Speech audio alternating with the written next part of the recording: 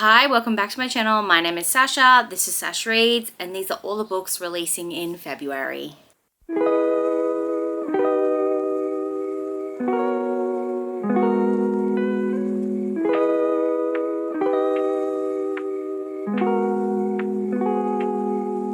Now I want to premise, not all of the books releasing in February because I'm not Google. I don't know all the books. These are all the books that are on my radar or people have told me about, which I'm very, very excited to read. So let's get into it. I have 15 books here to talk to you about today. So I'm going to try and rapid fire through them. So you're not going to be sitting around for a long time. I'm hoping to keep this under 20 minutes, but we know me. I'm a yapper. So go get your cozy drink, go get a snack, and let's hear about these books coming out in February. So I've got my laptop here, so please excuse if I'm not looking at you. I don't know why I'm saying sorry. Anyway, first book is A Stage Overruthless Stars by J.J. Clapton. This is a YA sci-fi with queer relationships in it, so I'm very excited. You've got Asnan. He's a high school dropout living on a space station with an illness that hates gravity. So not very good. But he's going to be a famous inventor. That's if he can win the biggest tech competition in the system. Held at his space station circus and judged by titans of the industry, it's one massive showcase to demonstrate his homemade tech in front of a live audience. To win, he'll need his ex-best friend's help. Cairo hasn't spoken to him in 3 years. Not since he left school to join the circus as an aerialist. But Asnan can handle that. Oh, and the local favourites just turned up dead. That, not so much. Everyone's saying sabotage, and when a second team dies right in front of Asnan's eyes, the official reassurance of glitches and accidents no longer hold. The body count is rising. The grand showcase is blasting closer, with nobody willing to stop the show. Asnan and Cairo must unearth the truth or risk their lives with one final act.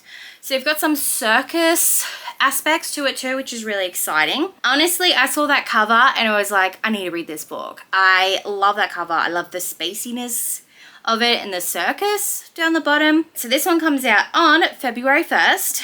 It says J.J. Clapton is a queer autistic writer of science fiction and fantasy across multiple age ranges. So if you liked Winter's Orbit by Everina Maxwell or A Psalm for the Wild Built by Becky Chambers, you might also like this book. Next book coming out on February 4th is A Guide to Ghosting by Emily Antoinette. I have been so excited for this book. She's released this as a serial on her Patreon, which I'm not a part of, so I've been really hoping she would release this to the public, and she is. I'm so excited because look how beautiful this cover is. Look at the chunky boy and then look at the beautiful ghost.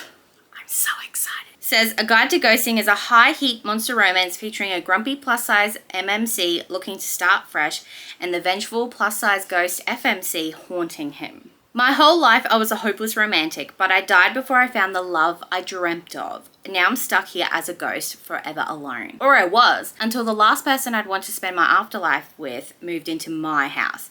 The man who ghosted me. I could scare him away, but having him around makes me feel more than I have since I was alive. Before I know it, I'm catfishing him on a dating app and messing with him every chance I get.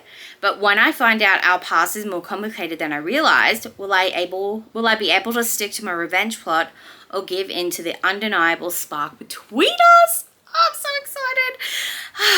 This cover is so sexy too. Probably one of my most favorite books that I'm excited for this month. Emily Antoinette loves cozy, emotional, and spicy romances with a monstrous twist. So when she isn't musing on the merits of doting dominant monsters, she reads an obscene amount of romance novels and cultivates her eccentric recluse persona. So if you liked Vacationing with a Vampire by Leon Riley or Two Scoops of Hellfire by Kimberly Lemming, you might like this book too. Another 4th of February release, we have Untethering Dark by Desiree M. Nicolai. This is a monster romance. So we've got a winter hag in training. Astrid spends her days in the Black Forest sharpening her spellcraft and flinging axes at Taurus, and her nights leaving offerings to the ancient eldritch monster that guards the woods. She's one sex ritual away from leaving the last trace of her unwanted humanity behind and stepping into her full power. It's the perfect life until a group of unruly humans bring that same deadly monster to her doorstep. Now her only hope for survival is a plate of poisoned cookies. Gudarix has roamed the Black Forest since it sprouted its first trees, consuming any who violate his beloved land. Lured to the Witch's Gate, he is amused at her attempt to poison him with sweets, but spending time with her awakens millennia of repressed desire. Astrid doesn't shy away from the gentle caress of his claws or his most ravenous attentions. As witch and monster find long-buried heat in the wintry landscape they call home, signs of a dark lost magic begin to appear in the forest. When a rising supernatural threat has them questioning not only their ability to protect the forest, but Gudaric's own immortality, their only solution may be to share their strength and create a union beyond mortal comprehension. By night, Desiree writes a blend of vicious romance and cozy horror featuring monsters, villains, and the supernatural, and often served with mostly emotionally intelligent characters and heart. Oh, so it's actually Desiree Nicole. It rhymes with cannoli. So if you liked Lana Ferguson's Under Lock and Key or Assault to Embrace by Opal Rain, you might like this book. This is probably one book that has been on everybody's radar, and it wasn't really on my radar, but that cover, it reminds me of this fan-made comic between Deadpool and Spidey, so I'm gonna have to read it. And it's probably gonna be nothing like it. But this is Deepend by Ali Hazelwood. It's not supernatural. I'm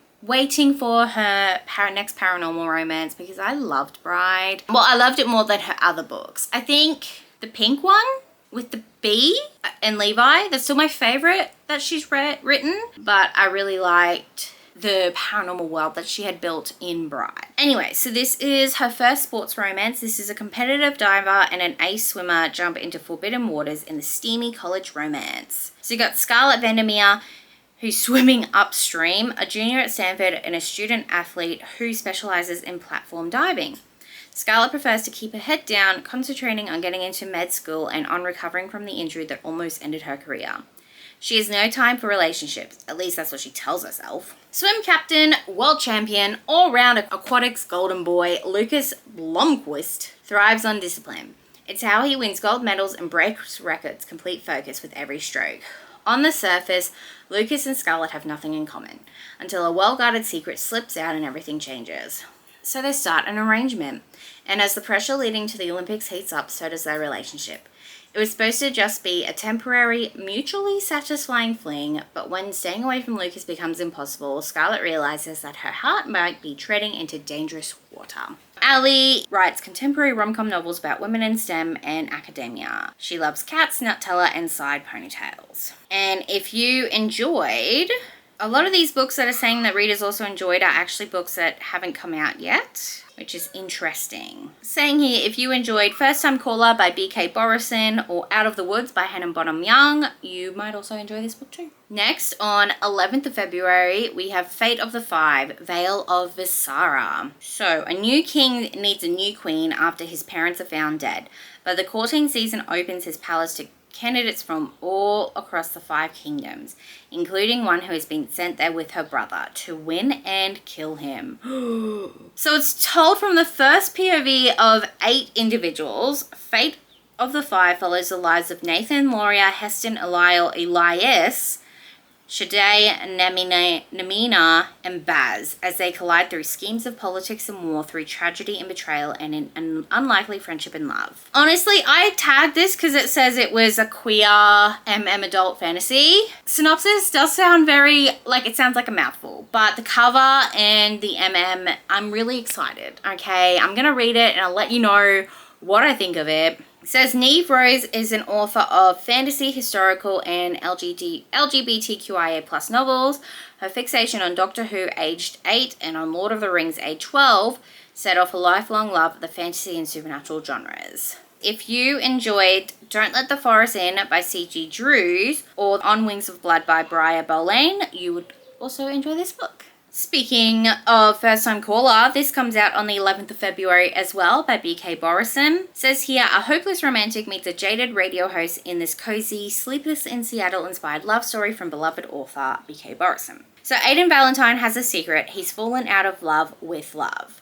And as the host of Baltimore's romance hotline, that's a bit of a problem. But when a young girl calls in to the station asking for a dating advice for her mum, the interview goes viral, thrusting Aiden and Heartstrings into the limelight. Lucy Stone thought she was doing just fine. She's a good job, an incredible family, and a smart, slightly devious kid. But when all of Baltimore is suddenly scrutinizing her love life or lack thereof, she begins to question if she's as happy as she thought. Maybe a little more romance wouldn't be such a bad thing. Everyone wants Lucy to find a happy ending, even the handsome, temperamental man calling the shots. But when sparks start to fly behind the scenes, Lucy must make the final call between the radio-sponsored Happily Ever After or the man in the headphones next to her.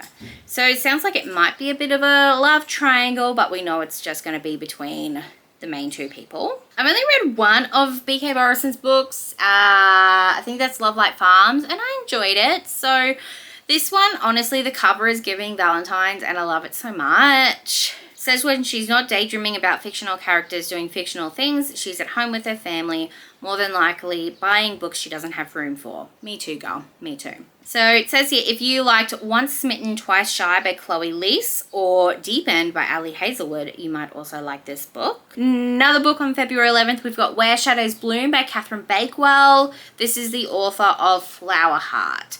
But this one's queer, so I'm more excited because I'm pretty sure I DNF'd Flower Heart, but I love this cover and I just love women. So we've got Ophelia has lived her life dreaming of entering La Chateau Enchanté, the mysterious court of the gods bless King Leo, where the shadow monsters that roam Ophelia's home never trespass. And we've got Lope, who has lived her life as a knight, defending Ophelia and her home from shadows, even as she dreams of escaping with Ophelia by her side. When the shadows venture too close, Lope and Ophelia are thrust into a journey that will lead them to the heart of the darkness haunting their home, the dazzling and deceptive Chateau Enchanté itself. A mesmerizing daydream with a subtle edge of darkness that will leave you utterly unable to put it down. Where Shadow Bloom pits terrifying monsters, chilling secrets, capricious gods, immortal kings, and death itself against the unstoppable love between two girls. It's so exciting. Okay, so it says here, Catherine Bakewell is a writer, artist, freelance editor, and an opera enthusiast.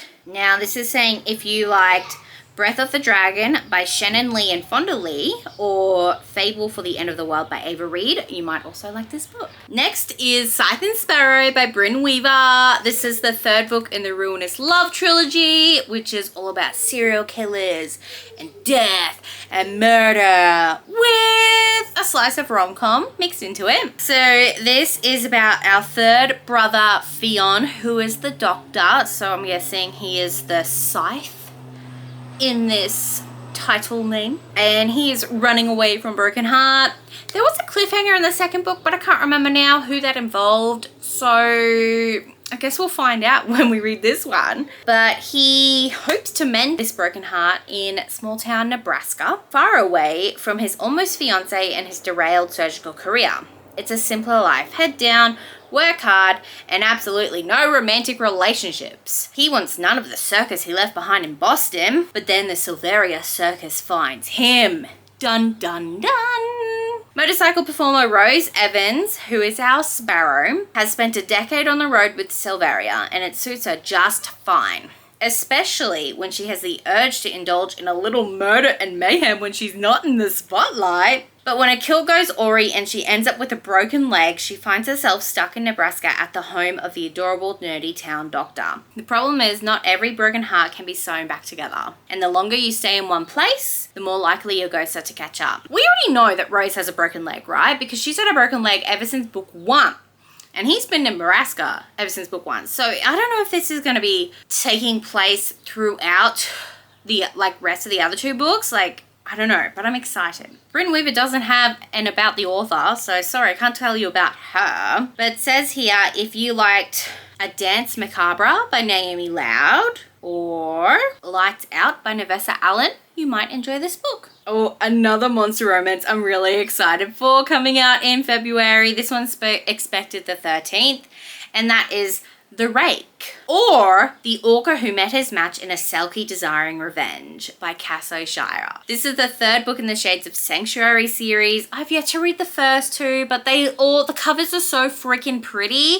I love them with all of my heart, and they all have some sort of plus size representation in them too, so I don't know why I haven't gotten into it yet. But this is about Elspeth, the Selkie, who is determined to find and free her brother because she's lost in strange waters after a narrow escape from a captivity. When she runs into an orca shifter who mistakes her for lunch, one drop of his blood on her pelt binds her to him forever. And Aga is a notoriously talented shifter, playing pirates and playboys wherever his covert operations or many lovers take him. But when the Selkie he rescued vanishes, he's plagued by memories of her and a letter that spells out her doom. As they come together to rescue Elspeth's brother, both must navigate their traumas, a bond neither wanted, and growing feelings for each other. Can Elspeth learn to trust someone who wears a different face every day? I just love the idea of an orca shifter and a Selkie. Like, are you kidding me? This author also has like a polar bear shifter one, and she's got an orc romance too. So I'm very, very excited. Cass doesn't have anything in her about me either. Sorry. There's nothing in this, if you liked this either. Similar readings, sorry to say. All right, another 13th February release that this genre is one that I don't often read, but the covers, both the US and the UK covers, have both intrigued me, and I've heard a couple different people talk about it, but that is Hungerstone by Kat Dunn. This is a lesbian, gothic, vampire, horror, romance novel. So I'm excited. So it says it's set against the violent wilderness of the peaks and the uncontrolled appetite of the Industrial Revolution. Hungerstone is a compulsive feminist reworking of Carmilla, the book that inspired a captivating story of appetite and desire. Alrighty, so Lenore is the wife of steel magnate Henry, but 10 years into their marriage, the relationship has soured and no child has arrived to fill the distance growing between them. Henry's ambitions take them from London to Sheffield, and with his success hinged on a hunt, an old tradition looms over the home. The hunt is time to settle old scores. If a bullet finds a human home, then it is only that they were foolish to become prey. In the weeks leading up to the hunt, a carriage accident near their remote home brings the mysterious Carmilla into Lenore's life. Carmilla, who is weak and pale during the day, but vibrant at night. Carmilla, who will not eat meals with the family. Carmilla, who stirs up a hunger deep within Lenore. Soon, girls from local villages begin to fall sick before being consumed by a terrible hunger. Oh, it sounds so good. I really hope I enjoy it, even though it's a genre I'm not really usually reading. Kat Dunn grew up in London and has lived in Japan, Australia, and France. She's a BA in Japanese and an MA in English, and she's written about mental health for Mind and The Guardian, and has worked as a translator for Japanese television. Okie dokie. So, if you liked, all of these books look like it's coming out this year too, so that's, I don't know, it's definitely weird. But it says here, if you liked Lucy Ann Dying by Kirsten White or Private Rights by Julia Armfield, I don't know, that's not really giving the same sort of vibes. Blood on Her Tongue by Joanna Van Veen, or Bat Eater and Other Names for Cora Zhang, which I did enjoy that one, so I am excited. Another monster romance, and I do have an arc for this one, so it's very exciting, but this is Setting Up Love by Rose Santoriello. This is a non-binary with a woman, and I'm pretty sure, yeah, non-binary demon with a female, oh, what are you, like a fawn or something? So we've got F/NB pairing, academic rivals, fun kink scenes, and lots of banter. So you've got Ren takes the fun out of fun facts. Since the day they arrived on campus, the half-demon has dedicated themselves to becoming valedictorian and Augury University's next potions professor. There is only one problem. Zinnia Featherfield. She's a single solitary to take Ren's spot as number one. Raised by a widowed father, Zinnia studies day and night to make her pa proud. When the academic rivals decide to compete in their own anti-Valentine's magic competition, things go astray as they both realize they don't hate love so much after all. But there's only one spot at the top. Who will claim it and who will fall along the way? So I really enjoyed the second book in this series. The third book I didn't really like the miscommunication too much. I still really need to read the first book though. But I'm very excited, and when I saw that this book had a non-binary demon called Ren, I just knew I had to read it because one of my besties, they're not a demon, but they're a non-binary person named Ren. I was like, I love this so much, I have to. And I really hope that Ren gets to read it too. We have a new release by Kimberly Lemming that is not in the I Got Drunk and Saved a Demon world. This one is called I Got Abducted by Aliens and Now I'm Trapped in a Rom-Com. I'm so excited. So this is expected to come out on the 18th of February. So this is a hilarious and sexy romance about a woman who gets dropped on a strange planet only to fall for not one, but 2 aliens. What? So Dorothy Valentine is close to getting her PhD in wildlife biology when she's attacked by a lion. On the bright side, she's saved. On the not so bright side, it's because they're abducted by aliens. In her scramble to escape, Dory and the lion commandeer an escape pod and crash land on an alien planet that has dinosaurs. Dory and her new lion bestie Toto are saved in the nick of time by a mysterious and sexy alien soul. On their new adventure, they team up with the equally hot, equally dangerous Locke, who may or may not be a war criminal. Whether it be trauma, fate, or intrigue, Dory can't resist the attraction that's developing in their trio. As this ragtag group of misfits explore their new planet, Dory learns more about how and why they've all ended up together, battles more prehistoric creatures than she imagined, and questions if she even wants to go back home to Earth in this hilarious and steamy alien romance venture comedy romp. This is also given, what's that movie called? You know, the one with that Wicked was inspired by? I can't remember it now. Wizard of Oz? Is that what it's called? Because you've got Dorothy and the lion, Toto. Interesting. Very interesting. So if you liked Temple of Swoon by Joe Segura or How to Help a Hungry Werewolf by Charlotte Stein, you might enjoy this book too. This next book is a book I only just looked at, but I'm very excited because I'm getting into my hockey romance era. I know I'm late to the party. Don't talk to me. But this is called Suck My Puck by Sarah Smith. So this is the 3rd book in the Denver Bashes series. These are the tropes that really made me go, maybe I'm interested. You've got enemies to friends with benefits to lovers, forced proximity, just once to get it out of our system, STFU and TTDLA hand necklaces, he falls first and harder, and no 3rd act breakup. If that sounds like a book for you, let's read it together. I'm in the worst slump of my hockey career. I used to be one of the top goalies in the NHL, but after losing the playoffs for my team last season, I'm playing like trash and on the verge of being cut. But then I meet Bella, my gorgeous and feisty neighbor. She's got one rule: no dating or hooking up with hockey players. Too bad, they have insane chemistry. All it takes is one kiss to ignite the fire between us. Soon we're tearing off each other's clothes every chance we get. Then the strangest thing happens. My performance on the ice does a 180. And in the net, I'm on fire. I'm clocking shutout after shutout. It turns out Bella is my lucky charm. We agreed to be friends with benefits, nothing more. But I'm starting to fall hard for this badass beauty who's loyal and funny and has the biggest heart. I just hope, against all odds, she's falling for me too. So this is expected to come out on the 24th. And I believe this might be an indie book. I'm not too sure. I think I've actually heard about Sarah Smith. I think I read Faker by this author. So if you liked Savor It by Tara DeWitt or Give Me Butterflies by Gillian Meadows, you might also enjoy this book. Katie Robert has a new book coming out, y'all. Well, this one, if you did the back to the Kickstarter for the Black Rose auction books, you would have already read this or have it in your library. But this is the start of like the 2nd generation for her Wicked Villain series. I cannot quite remember who the kids are in this one, so let me just double check. But Wicked Pursuit does give me like Primal Play vibes, and you know I love Primal Play. All right, I'm pretty sure she has on her Instagram the family tree. Okay, so Wicked Pursuit has the Beast trio's daughter. So if you read The Beast, which is Gaston, the Beast, and Belle, they have a daughter, and this is featuring her.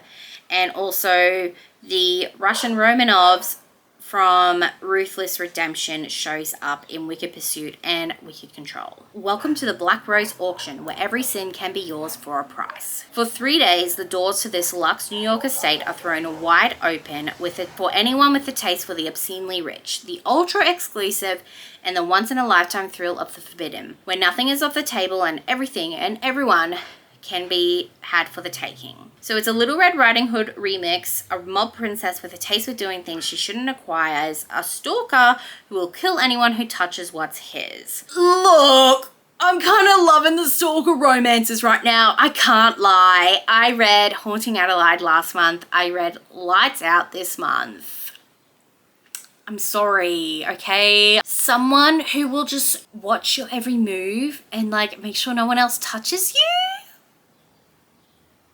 Okay, yeah, I think you all know I'm a little bit weird. So, if you liked The Heartbreaker by Sarah Kate or Yours Truly by Daisy Jane, you might enjoy this book. So, last but not least, we have The Wildest Things by Andrea Hanna. This is expected to release on the 25th of February. So this is a sapphic Snow White retelling. If Snow is to save her kingdom from being ravaged by the blight, she'll have to kill the evil queen's daughter. If she doesn't fall in love with her first, it's given enemies to lovers. So when her glass coffin unexpectedly shatters, Snow White awakens to anything but a dream. The land is rotting. The animals have mutated. In the 20 years that have passed since Snow bit into the poison apple, the kingdom of Roan Frost has transformed from a luscious wild land to a blight-ravaged nightmare. In search of answers and a way to restore her kingdom to its former glory, Snow sets out on a dangerous journey that will test the strength she never knew she had.